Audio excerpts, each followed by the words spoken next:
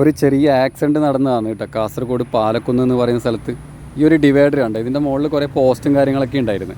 അപ്പോൾ ആ ഒരു ആക്സിഡൻറ്റിൻ്റെ ഭീകരത നിങ്ങളൊന്ന് കാണിക്കാൻ വേണ്ടിയിട്ടാണ്.